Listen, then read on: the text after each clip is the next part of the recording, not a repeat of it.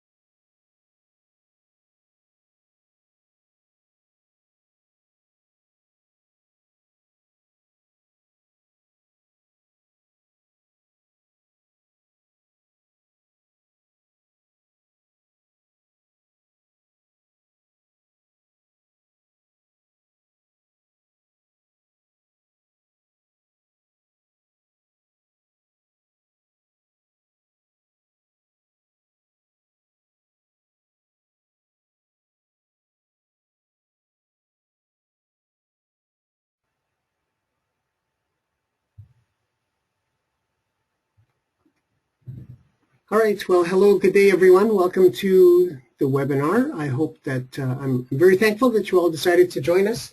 We have a pretty broad audience today, including some international participants.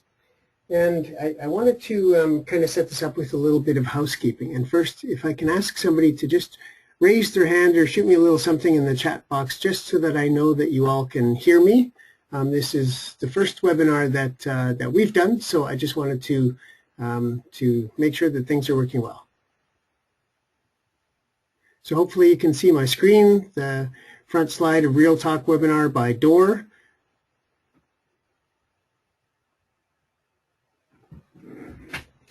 All right, so first, just a little bit of housekeeping.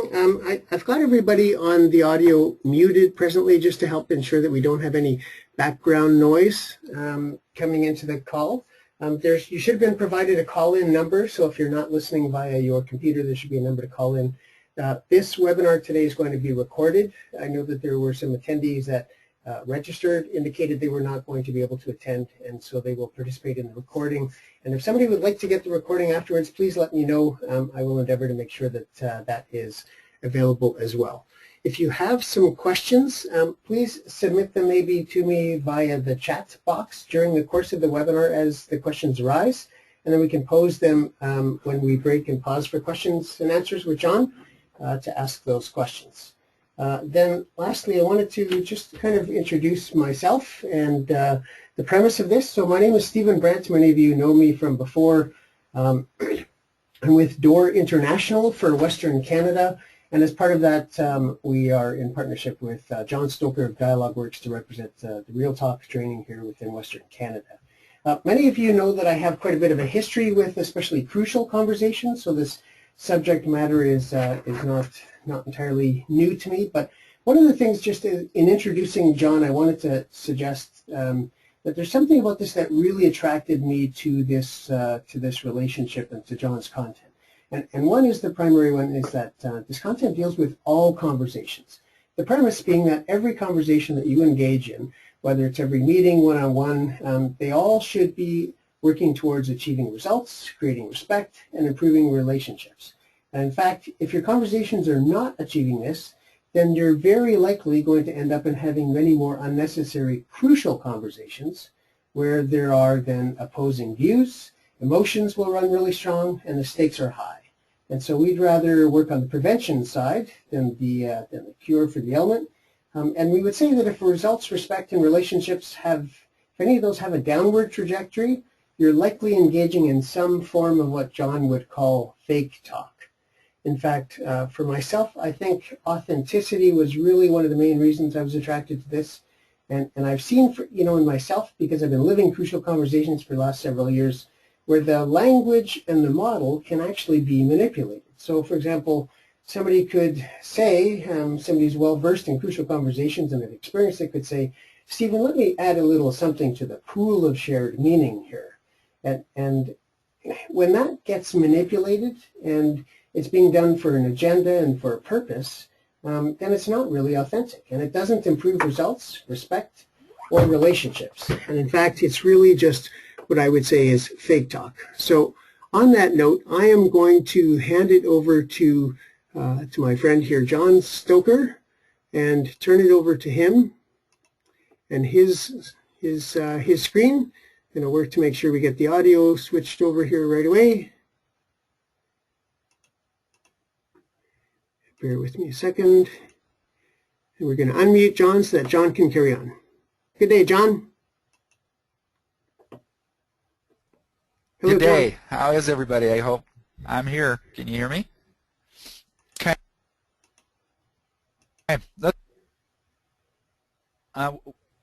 We basically, I call this webinar, Can You Talk About Anything with Anyone Anytime? And of course, in a webinar like this, I know that you're probably unfamiliar with my content unless you've read my book. And so the purpose is kind of dual-fold. I want to make sure that your time is well spent so that you learn something that you could use immediately that would help you to hold what we call real conversations. And at the same time that you would be able to kind of get a view of kind of what's going on. So let's kind of begin with the question that Stephen kind of posed. That's the first question I usually get from people is, what is fake talk? And obviously, fake talk could be when people intentionally lie, when they don't tell the truth. But more often than not, found that, even myself, sometimes I'm just unintentionally vague or unclear by not saying, hey, I really need that today by 4. I just maybe said yesterday, gosh, I need that by tomorrow afternoon, and somebody thought it was meant 5 or 6 o'clock. Sometimes people go along to be agreeable, and sometimes we'll focus on what's politically correct, and so they'll just say what they think people want them to say rather than what they really think. In any case, an easy way to think of it is fake talk is any conversation that doesn't achieve the desired results. And so, what are some of the results of fake talk? And I'm sure that you've experienced some of these before, but often it's a loss of productivity or even a lack of accountability where people don't feel comfortable in holding the poor performer accountable. 80% of the population, the research kind of indicates, will go to great lengths to avoid conflict of any kind. When that happens, they're engaging in fake talk. Oftentimes the lack of clarity will result in inefficiencies or doing rework or making people do redundant kind of tasks because they didn't get it right the first time. Or there's actually a lack of personal engagement. Some people will refuse to engage, and collaboration ends up being kind of poor. So those are some of the results of actually engaging in fake talk. Now, you notice this says, why don't your conversations work? And what I'm about to talk about is called the 93-7 rule. You're probably familiar with the work of Albert Moravian, who in the late 60s made the statement that all communication can be divided into kind of 3 different separate areas. He said that 7% are the words, and 55% is the nonverbal behavior, and 38% is the tone. So if we add 38 and 55 together, we get 93. So the 93-7 rule deals with the fact that the said part of a conversation would include words or kind of the process or the framework for holding the conversation. I think Stephen, you're not muted. I can hear you, just so you know. Okay, so the unsaid of conversation would deal with the visual, vocal, verbal, and mental aspects that are present in every conversation that you hold.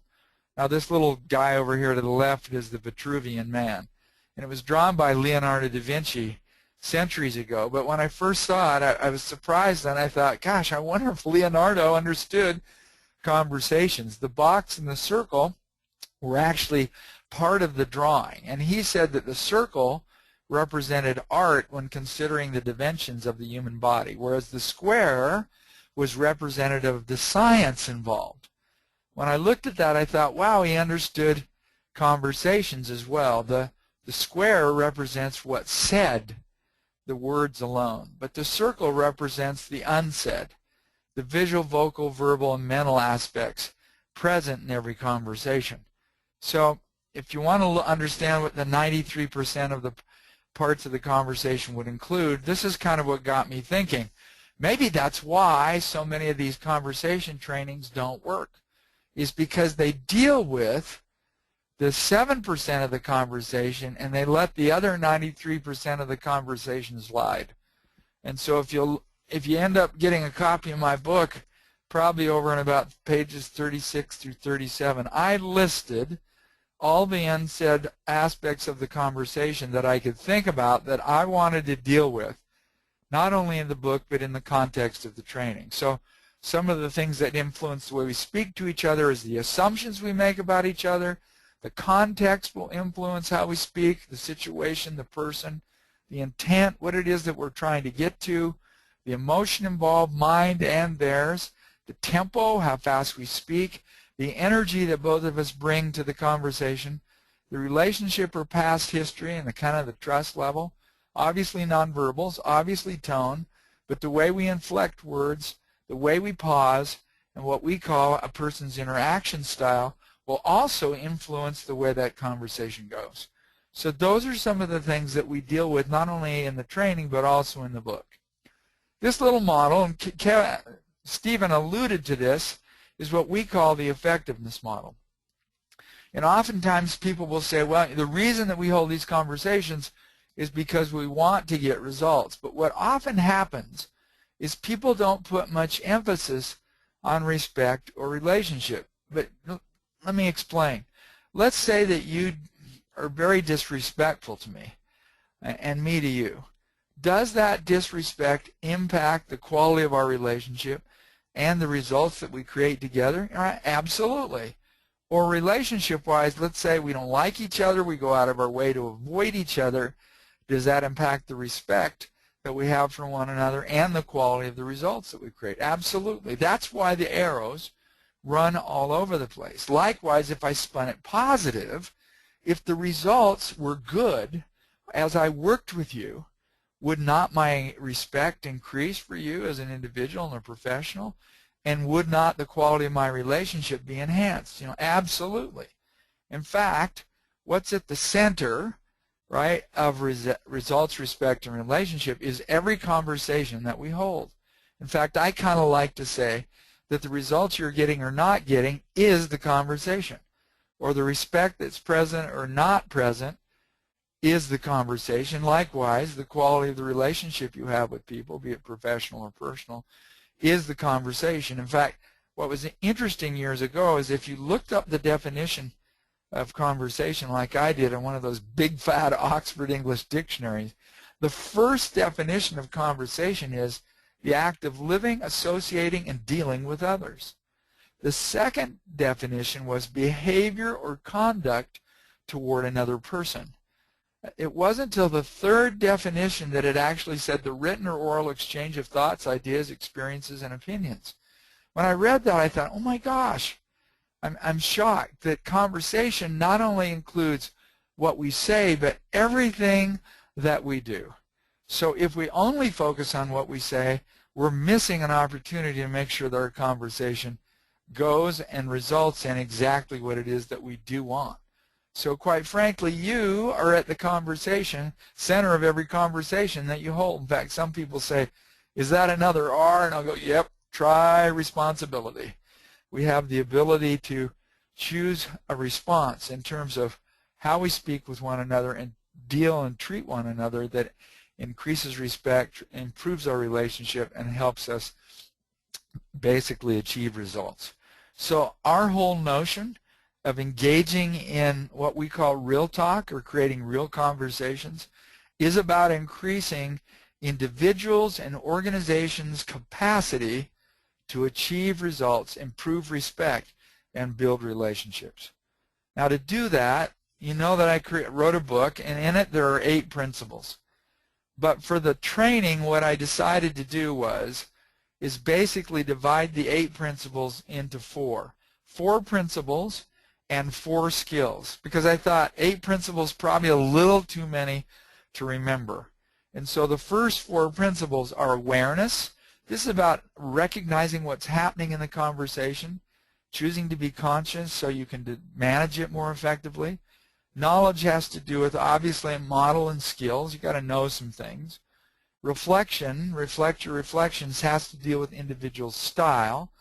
And preparation, we love to say prepare, beware. We'll explain why in a few minutes. So we divided into 4 principles, and I will be teaching each principle and 1 skill to go with it today. And then here are the 4 skills, what we call the real skills. They're actually the principles of perception, expression, delivery, and connection, but they form the acronym REAL: recognize and suspend, express, ask, listen, and attend. So that way we felt like everybody can remember real skills, and once they learn what they are, they're easy to remember. And then the principles are simple because they deal with awareness, knowledge, and reflection and preparation. So that's where we're going. We'll teach you each principle quickly and a skill so that you walk away with something today that'll be helpful. Here we go. Let's talk about the awareness principle. The awareness principle deals with the ability of an individual to recognize the dynamics that are present in every conversation. So what awareness requires is that we give our deliberate attention to what is happening in the moment so that we're hearing and seeing the dynamics that are present in the conversation. Great example, years ago I was coaching a general manager of a large manufacturing plant. We'll call him Jack, and he had given me permission to coach him. And I noticed during the conversation that his volume was beginning to escalate. Some of the words that he was using were quite negative. And I noticed he was talking to one person whose name was Millie across the table from him. She was getting redder and redder in the face. I finally asked him, Jack, can I interrupt? And he said, sure. And I said, what color is Millie? And he stopped, and he took a look, and he said, she's red. And I just said, what do you think that means?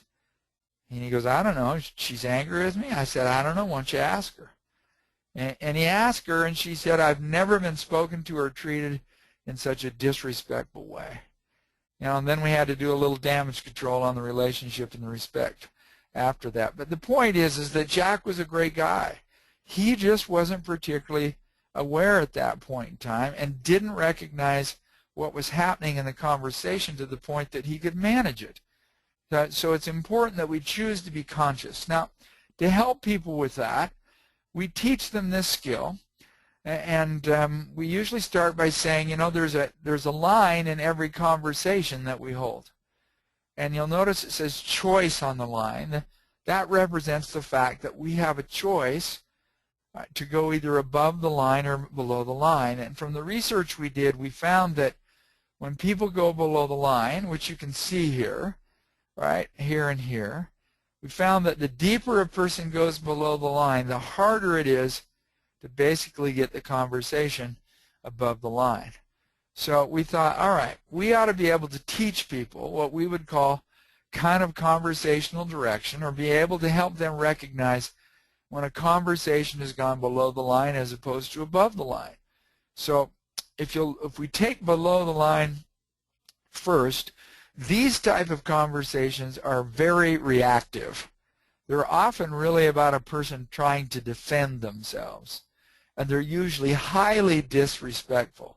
So I listed a couple behaviors over there, right? When people start denying, you did not say that, or deferring, whatever you say, or to criticize, I did what you told me. If you'd been more clear, maybe I could have given you what you wanted, or justified or blamed. Well, it's Bill's problem. He didn't give me what I needed, so I couldn't give you what you needed.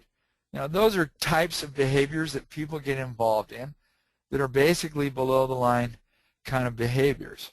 What we note is that when people engage in these behaviors, the conversation usually goes to what we call dissolution. It breaks apart. It dissolves. It's kind of over. I mean, when people all shut down, right, and go to flight, the conversation has basically gone to dissolution. And then the challenge is you have to do something usually to repair respect and relationship before you can have the conversation. So conversations that are above the line are about acting. They're deliberate. People know that there are certain things you can do that basically lifts the conversation above the line. They're usually about discovery, and they're highly effective. It doesn't necessarily mean that we agree, but when I put resolution in there, you could agree to disagree. But still, what do? We engage in behaviors where we ask questions, we listen to one another, we share differing views, or opposing views if you want, we learn from each other, and I put change in there, not because it means that we're going to change our perspective, but the research says that with every new thought that we gain, our brain actually changes its electronic configuration. But notice the difference between the conversation being above or below the line. Dialogue is above the line, right? Fake talk is reactive, is below the line. So the easiest way to lift the conversation above the line, even though it's not on my slide, is to ask questions. So we teach people this kind of a language so that they can notice in a simple way where a conversation is and where it's headed. And then they learn what to do to lift that conversation above the line. That's the awareness principle with one skill to help you. Let's talk about the knowledge principle. Knowledge deals with our ability to basically choose a response or to hold a conversation. To be honest, from the research that we did, this is probably number 2 on the hit parade, where people will say, the reason I don't talk about what matters most is I don't know how. So they blame it on their lack of ability. So you'll notice that, what we know does us no good unless we do something. And we often don't know what we know until we do it. Now, I used to be a whitewater guide in Grand Canyon for 13 years. That's a picture of Crystal Rapid.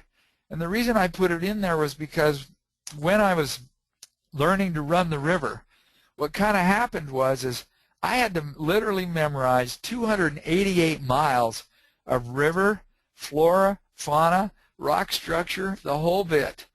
And I took notes, I talked to guides, I drew pictures of rapids, and I thought I had it down. And then when the test came for me to finally demonstrate my proficiency that I could actually run my own boat, when I got in the middle of the rapid, right, I couldn't see where the rocks were. I couldn't see where the current was going, and I didn't recognize the landmarks. And I just thought, isn't it interesting that having a knowledge of something is very different than actually doing something and finding out what we know.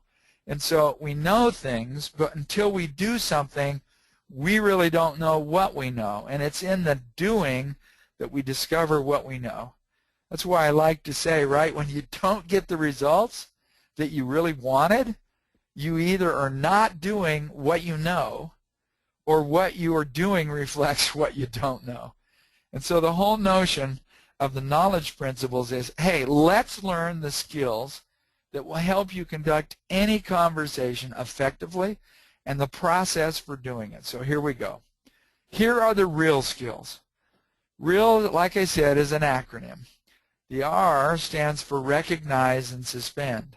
If we made that easy, it's just about being able to recognize what's going on in the conversation and suspend your thinking.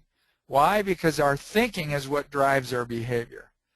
You're familiar with the expression. Anytime you share your ideas or opinions or experience, right, you're expressing. Right now, I'm expressing.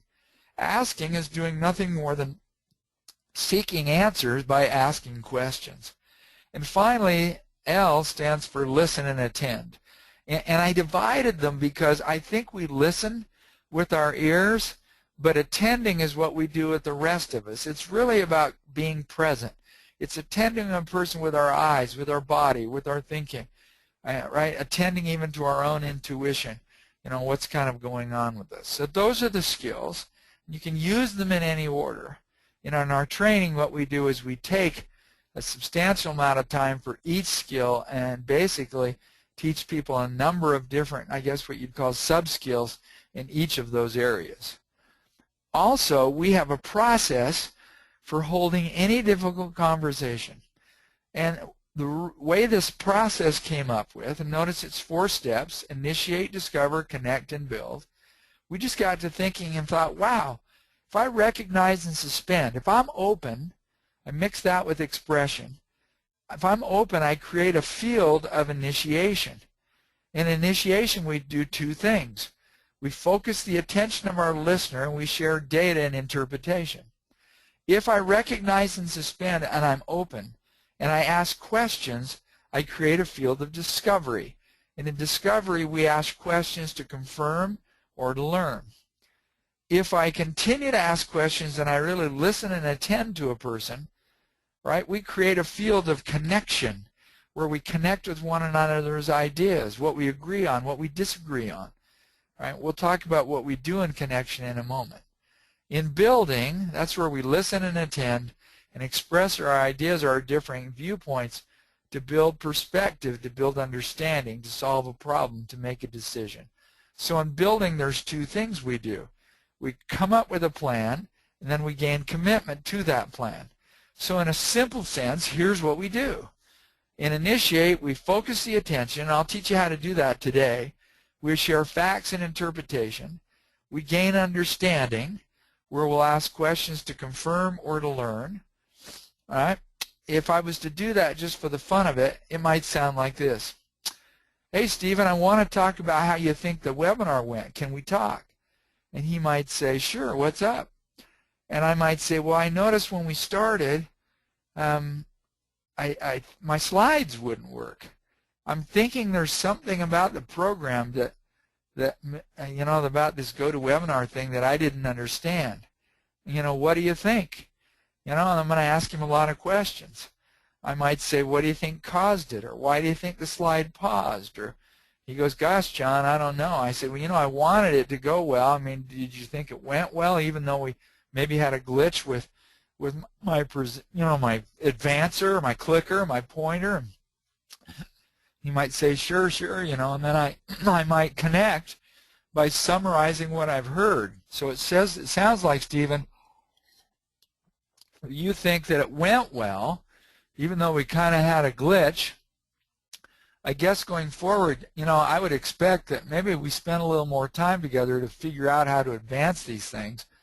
If we don't, then people may not think we know what we're doing, which may impact their view of our professionalism. Notice that's consequences. So what I'm basically doing in connecting is I'm kind of summarizing what the other person said, what I said, what's important to both of us, and then if I need to share expectations and consequences, I'll do that. And then we're going to move to establishing accountability. So, hey, Stephen, you said you wanted me to do another one of these next week. What do you think we ought to do to make sure we really understand the ins and outs of using this program? We discuss that and we come up with a plan, and then we gain commitment. We're going to ask each other to commit to what we've basically decided to do. So this is our model for holding any conversation. So when I do a webinar, I don't care if it's about change or coaching or conflict resolution or feedback, we teach people how to put the various aspects of those different topics in this framework of initiate, discover, connect, and build. What we really like about our model is it's simple, it's easy to remember. At any point in time, you know where to start, you know where you are in the conversation, and you know when you're finished. And we have a component here, you can see it says in build, to establish accountability. The reason that we're holding this tough or difficult conversation to begin with is so that we come up with a plan about changing behavior or process so we both know what we're going to do differently going forward to get different results. Okay, let's talk about the reflection principle, number 3 on the hit parade. The reflection principle basically deals with the fact that we are constantly reflecting mental, vocal, visual, and verbal messages to the person that we're speaking with. Now, back in the day, if you took communications in college, they said there were 3 channels of communication: vocal, visual, and verbal. And they never mentioned the mental. You know, and I got to thinking, why didn't they do that? Because quite frankly, the mental is what drives the other 3. Well, people convey messages or speak to one another in a particular, what we call interaction style. And unfortunately, if my style is different than yours, I may run the risk of offending you without really intending to do so. So what we did is we took the verbs initiate, discover, connect, and build, and in this part of our training we turned them into nouns: initiator, discoverer, connector, and builder. And we talk about the mental, the visual, the vocal, and verbal aspects of these different styles, these interaction styles, so that people can start to recognize the style of the person that they're dealing with. And so if I just gave you a little bit of a kind of hint, right, initiators that make up about 12% of the population, they want results and action. Notice that's the mental part of their communication. They point or chop. That's what they do with their hands typically when they're speaking. Notice that's visual, right? Their vocal or tonal quality is they're usually blunt, forceful, or cold. They have no space limitation when it comes to proximity, which is a visual aspect, and they frequently will use words like results. The discoverer, which is your kind of analytical type, which makes up about 30% of the population, they like analysis, data, and precision. They basically will hold their body quite rigid, hardly any movement. The tone of their voice is monotone unless they become cynical or sarcastic. When you don't agree with them, that's the tone you'll hear. They like some space, which is visual, usually 1 arm's length, and they'll use words like data or process or procedure or plan. Connectors, 39% of the population, are interested in relationships with people. Right? Their tone is quite minimal. They're often quiet and soft-spoken. They really like their space if they don't know you, so 2 arms length or greater. And they'll use words like team or group or helping one another work together and support. Those are the kind of the elements that help us to identify connectors. And finally, builders, these are the folks that like appreciation. They like recognition. They're quite expressive in the way they use their hands, arms when they're speaking. Their voice is often very expressive and animated. Proximity-wise, which is a visual, they often will touch you when speaking. And when they use words, they use metaphor or an analogy to describe something. So you might hear them say something like, sweet, awesome, wow, that's really cool. Right? And of course, they intonate it in that way as well. So in this part of the training, we teach people to notice what we call clusters of behavior that help us to identify the type of interaction style that a person actually is, with the intent being of recognizing what they are. And then we teach them to kind of reflect what the person is reflecting, or what to match their style to help them recognize that they're in a place that's safe. That's the stuff on styles. The next principle we teach is about preparation. So the question becomes, why prepare? The reason we stress preparation for particularly difficult conversations is because there are 3 different parts of our brain that are involved in holding a conversation. The unconscious part of our brain is actually reactive protective. If I stood you in front of a class and took a swipe at your eyes, most of you would blink or pull your head back. That's the reactive protective part of your brain.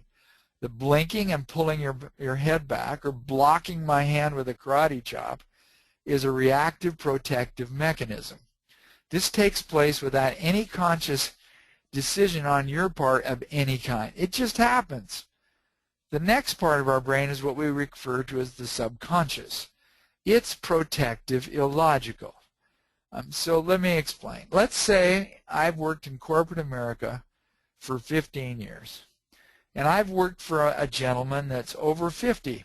He's white-haired, and he never has much good to say. In fact, the only thing he ever says is criticism. His volume is often high. His word choice is often very negative. Right? Once I've experienced him, he may walk into the room and not say a thing.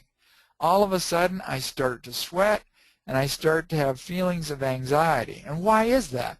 Because my subconscious is saying, right, look out, here comes.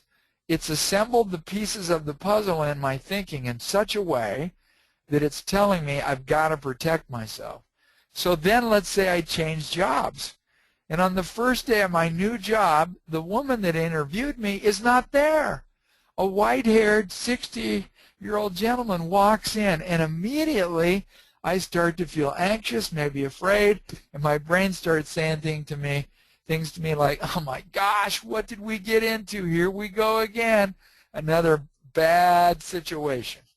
That's the subconscious that's trying to protect me based on the fact that it's assembled information from my past in such a way that it feels like it has to protect me. But it's illogical. Now here's the part of the brain that's most important. It's our conscious, right, which is basically taken in by the neocortex, visual cortex, frontal cortex. This is the logical, rational part of our brain.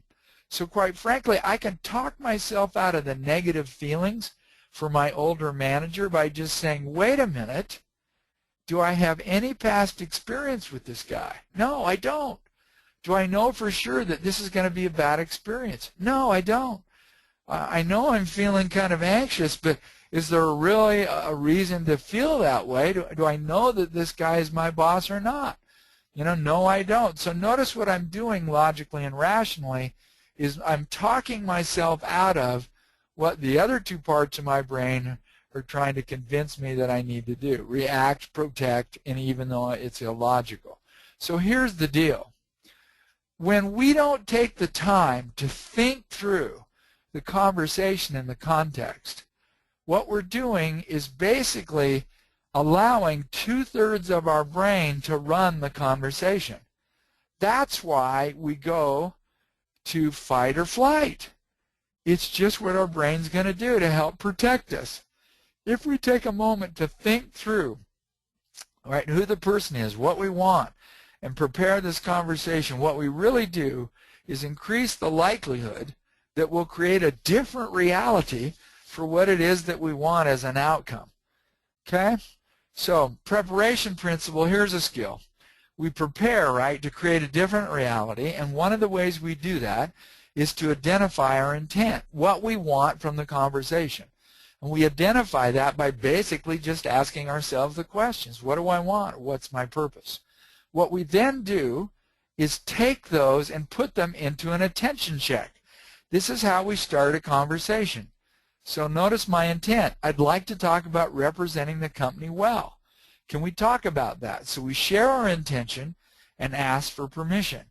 So in the example I gave about Stephen, I could say, wow, I'd like to talk about how the presentation went today. Do you have a minute?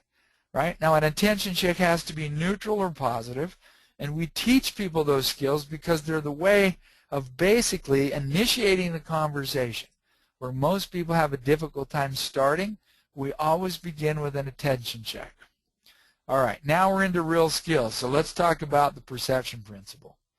Perception principle deals with, basically, it influences everything, including how we interpret our life's experiences, deal with certain people, respond in certain situations, and on how we create our results. So to be effective, we have to be able to recognize and challenge our thinking. So we teach people what we call this process of perception, which explains how we think. Let me go through it quickly. Right? You notice at the left here we have the data pool which says event. And people make observations, right here through the 5 senses, even though we put it under the eye, and we observe this event through what we call the lens of your mental model. This is actually what Covey would call it a paradigm.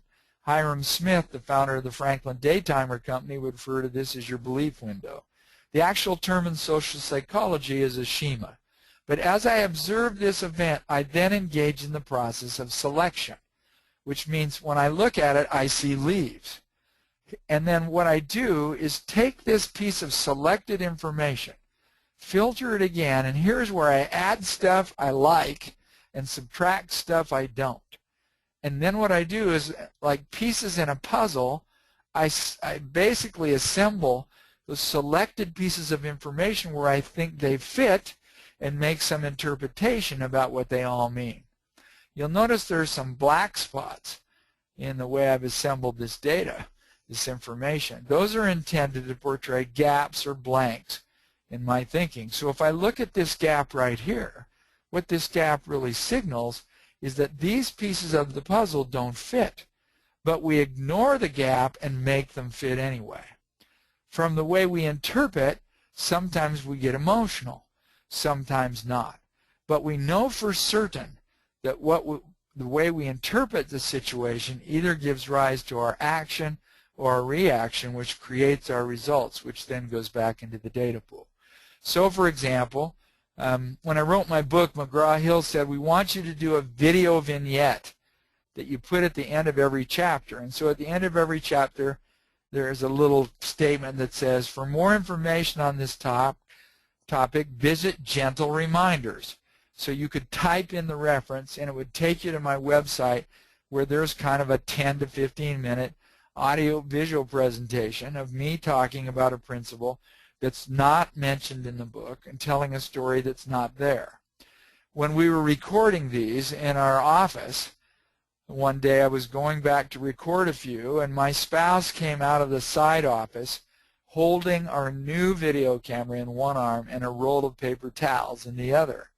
When I saw that, I said, please tell me you didn't use the paper towels to wipe the lens. So notice what I selected on, paper towels. And I interpreted that she had wiped the lens with the paper towels, which was causing me some feeling of consternation because that scratches the lens, if you know anything about photo optics. And she looked at me, shook her head, and said, you want to try that again, Buster? And I thought, oh, she got me. In lightning speed, in 1/400th of a second, I observed, selected, and interpreted negatively and kind of confronted her, and she kind of backed me up. So, you know, if I wanted to make it easy, here's what it really looks like. We observe, we select, we see things and hear things selectively, which causes us to think things. That's what's going on internally inside of my head. Externally, I'm going to demonstrate some feelings, I'll say some things, or I'll do some things. But we know it's the thinking part that drives our feelings, what we say, and what we do. So in this section, we basically teach people that our feelings are the bridge to understanding our thoughts. And we want people to challenge the accuracy of their thinking in an attempt to focus their choices. So the skill for doing that is helping people recognize what data are and what is interpretation. And you folks, many of you know this, that facts are information or data that are verifiable, or interpretation is the meaning we assign the facts. And if a person cannot distinguish between fact and interpretation from data and interpretation, then we begin to have problems. And so we teach them to make that distinction so they know how to begin or initiate a conversation by leading with data and then moving to interpretation. Okay, did I miss a slide? I guess I didn't. Expression principles. So what's expression? It's how we share our ideas, opinions, thoughts, and feelings. So the words we use, our intonation, our inflection, the emotional energy we bring to them, the tempo with which we use, and the pauses really reflect what's going on in our head. So the challenge that we all have is to express ourselves in a way that creates engagement rather than defensiveness. In fact, one morning I came down on a Saturday morning, didn't get up at 6 a.m. and go for my run, and I came down and I was kind of knocking around in the kitchen, and my spouse said to me, so what did I do now? I go, what do you mean? Well, you're obviously angry at me. I go, no, I'm not. Yeah, you are. You're kind of grumbling, mumbling, and stumbling around. And I just said, gosh, did I do anything that equated what I'm doing with you or your behavior? And she stopped and thought for a moment, said, no, I guess you haven't. She said, well, what is going on with you? And I said, I'm just angry that I didn't get out and go running early. Now it's noon, 11 o'clock, and it's hot. And it'll even be harder. So, you know, you can see how the perception thing kind of comes in, but it influences how we talk to one another. So in this section, there's many skills we teach. But one of them is to use I statements. Because when we begin a sentence with you didn't know what you were doing. Notice how we inflect that you. And what it does is end up kind of being interpreting as blame. Whereas if we use an I statement to soften the emphasis on you, I wondered if you knew what you were doing, or I questioned whether you knew what you were doing, if you were doing it correctly. So we teach them the language of I statements that looks like this, the language of data. I noticed, I heard, I saw, I feel, as opposed to interpretation. I wonder, I'm guessing, I'm assuming, I believe, I think, I know. We avoid beginning with you, and we want to begin with I. Discovery principle. Here we go. Asking questions is the easiest way to create respect. In fact, years ago, when I taught dialogue skills in a different manufacturing plant, we went away after a year and came back 6 months later, and I walked out on the floor and I asked people how it was going, and here's what I heard. Well, my manager asked me what I thought today, and when I finished, he said, next time I'll ask an expert. Another person said to me, well, my manager asked me what I thought today, and as I was telling her, she walked off and left me talking to myself. I thought, oh my gosh, they learned that the easiest way to create respect is to ask a question, but they really didn't want to know, which means they shot their credibility in the foot. So we teach people, if you don't want to know, don't ask, right? You want to authentically try to understand another, right, by sharing, getting them to share their ideas and perspectives. In fact, one of my mentors used to say, John, when you tell people, it goes into their head. But when you ask questions, it goes into their mind and it changes their heart because of what it makes them think about. So in this particular section, we teach a number of skills. Here's one for today, which we call springboarding. This is a skill that teaches people how to ask questions to deepen their understanding. And the way that you do it is take something that they said and turn it into the next question. So for example, if somebody said, man, I didn't like your meeting today, well, on a springboard, I'm going to say, well, what is it you didn't like about it? Well, it was boring. Well, what did you mean by boring? Well, it went on for 2 hours. So do you think the 2 hours could have been made shorter? Absolutely. What would you have done to make it more efficient? So do you see what I'm doing? I'm basically taking something that a person said, and I'm making that the springboard for the next question that helps me go deeper. And we teach people to avoid why questions when it's possible, because why questions usually invite an excuse. You can see how I used what questions above, and we teach people how to do that.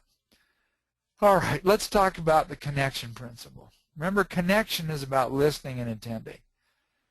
And what we do is we teach people to listen and attend, not only to listen to their words, but attend to what's going on with the rest of them. That's why we said we listen with our ears, but we attend with the rest of us. And one of the things that we kind of teach people is this is a nugget that didn't even make it into my book. People only know what they know. Now think about that. If people only know what they know, then what they know is all about themselves. So when they're talking, when they answer your questions, they're telling you not only what they know, but they're telling you about themselves. So here's a skill I often teach for helping people to recognize what's going on. This little visual here is something I just imagine in my head, and I see it. And as I talk to a person, I pay attention to the words in the tone of the person in the conversation. And I put those words in that tone in these talk boxes. Then I'll ask questions, right, using what I've heard and noticed to check out what they're thinking. So for example, here's what I did for 6 months. I love to stand in line at the grocery store and I just talk to people as we're waiting to check out. And I might ask a woman, how's it going today? And she might say, work. So I heard and I heard work. So there's something going on with work. So then I switch it up and I say, can I ask you a really funny question? kind of odd. She goes, yeah, what? I'll say, tell me something you absolutely hate about your house. Notice I said house. And she laughs and says, my house is such a pit. And you know what? I am sick and tired of cleaning up after my children who are slobs. That's what's going on. And then I'll wait a minute and say, can I ask you another question? It's kind of a little on the personal side, but you let me know. And they usually will say, well, sure, what? And I'll say, I'll bet anything that what frustrates you at work is you're constantly having to pick up after or clean up other people's messes. Is that accurate? Boy, they look at you and their eyes get real big. Well, how did you know that? I knew that because when I asked about the house, they were telling me about themselves. And I practiced that for 6 months before I ever taught it to anybody. It's very, very interesting to recognize what people are really telling you in sometimes the most mundane of topics. So that's a connection skill. Hopefully you can use that today. So if we listen and attend to what's being said, and we teach people to look at what's not being said kind of as well. So what do we got to do going forward? I would just say, you read my book, you take our training. We teach people they got to be patient, but they have to be persistent. And it's important to be prepared and to be in practice. There's just something they've got to practice all the time. And if they'll do that, they'll be able to move forward to improve their skills and kind of leave the past behind. All right, so I kind of rambled through that as fast as I could with the intent being of kind of give you an exposure of the principles and the skills, and at the same time hopefully teaching you something that would be helpful to you. If you have some questions of any kind, right, I'm happy to basically answer those now if you'll help me with those, Stephen. I most certainly will, and I would, while we still have time, I would ask people if they have additional questions to still shoot them my way. I can queue them up. Certainly one of the things that comes across here, John, is that there's so much content in this. Obviously, this is a 2-day workshop, and it's a lengthy book, and we're trying to condense a lot of the substance down to less than an hour in a webinar. And so one of the things, just I guess I would say as well with my experience from Crucial Conversations is that it's, there's a difference between simple and substantial. I think it's possible to take that which is substantial, which I would say that the real talk content is very substantial. And it's easier to make the substantial simple than it is to take the simple and try and make it substantial. So with that in mind, thank you for going over many of the principles and skills. I'm going to just throw up a quick little thing here and ask people to maybe get their fingers ready on the little chat box and have people send in a question, because I did suggest that there might be some door prizes. I don't know if you sort of catch the little funny connection to door here, but anyway, I've got some copies of books, and so maybe the first couple of people that can tell me what is the acronym that John referred to in the beginning that we use for the skills. So if somebody wants to shoot me an answer, the first couple of people that shoot me the right answer will win a copy of the book. I'll make sure I either drop it off to you or mail it out to you. And then otherwise for questions, one of the questions that came in here, John, is what are some of the key differences between real talk training and Crucial Conversations training? That's a great question. I would probably say there's 3 or 4 differences. One, we really believe that our model is more complete. If you take the STATE model, which is share the facts, tell your story, and ask about other stories, that's really the model. The other TE stands for talk tentatively and encourage testing. So the first 3 are the how, and the last 2 are the what. So you notice what we're doing, we lay out a model which is about how do you initiate the conversation, how do you engage in discovery, which means you're learning from the person, how do you connect in terms of where you agree, where you disagree, what expectations are, and if you need to share consequences, you do that. But then you actually deliberately go to the building phase where you're going to basically talk about a change in behavior or results in such a way that will hold you accountable to get that.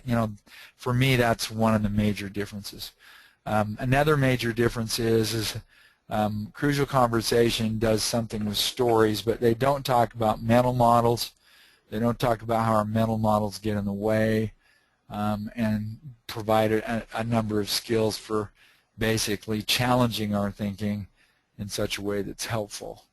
A third difference would be they don't really do anything with listening. Their kind of approach to listening is about, well, listen for a lack of safety, and then if there is a lack of safety, use these inquiry skills. I think they call them the AMP skills, right? Ask, mirror, I can't remember, whatever. Prime and paraphrase. Prime and paraphrase, right? So there's really nothing about listening per se, and so in our listening section we teach people some skills about listening for data and interpretation. We teach them about listening for their own head speak and managing that. We teach people why people get defensive, and we have a model we call the EASE model they can read about in the book if they'd like, that teaches people why people become defensive and how to diffuse that defensiveness. So a listening section is there where it's not particularly in Crucial Conversations. And I think the last thing is they don't do anything with styles. And so I think understanding a person's style, being able to match that style is really a key to, helping us to connect and create rapport and increase personal engagement. So those, I guess, quickly would be 4 major differences between Crucial Conversations and Real Talk training. Excellent. Thank you very much, John. I know that that was something that I kind of experienced as well, is that when people are using the Crucial Conversations model and vocabulary, but if on one side there is, let's say, a lack of what in emotional intelligence we call empathy, you've got some skills and some processes to help people kind of overcome that. Another question that came in is, what do you have for mechanisms to sustain the training after the workshop and to keep on building skills? I appreciate you asking that one. That's that's a question people ask commonly. So we have 2 things. One, we have a mechanism that we call cues and do's. So let's say somebody takes the training in a company. They have the alternative of either we'll create a code for them so people can go do this, or they can just send us the first name, last name, and email of the person, and we put them in our system, and then push a button, and people get an email lesson from us once every 2 weeks for 24 weeks. So we call them cues and do's, and each one has kind of a principle, and then it lists some cues, some things they should look for that would help them recognize things we talked about in class. And the do's are a variety of assignments. They can almost create their own, but we give them some alternative assignments that they might want to practice that particular skill. So that's one thing that we do for folks. Another thing is we've got an app that should be done by the middle of December, where people will be able to download this to their tablet or to their smartphone or to their laptop, and they'll be able to go in and create a conversation and then save it.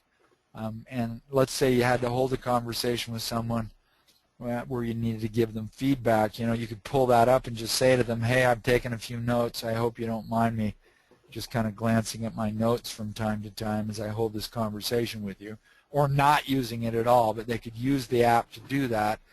And they'd be able to save those conversations, revise them as they needed to. But we just thought, with everything going so mobile, we ought to create something that people could use as a tool that would help them to learn and practice the skills that they learned in their training. So those are 2 things that we have right now as kind of a follow-up or a review mechanism that people can use. Excellent. Thank you very much, John. I want to be really cognizant of time and make sure that we commit to the time that we told people as we're coming to the top of the hour. A couple of things just to sort of complete. Once we are done with this webinar, you will be sent a quick little survey that we really ask. We really value your feedback and input. Would love to get your responses on that. Again, this workshop is being recorded. I know that we intend to make that available to the people that were not able to attend or stay within the workshop today. And of course, this being the first experience with GoToWebinar, I want to see how we can make that available to you as well. And I will follow up with everybody also just to see if you have any additional questions.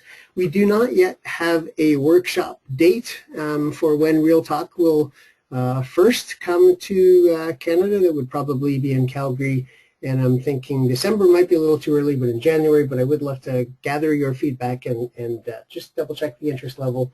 My hope would actually be to bring John up sometime. So John, if you're lucky, you'll maybe come and experience Calgary in the wintertime. Hey, I'd love that.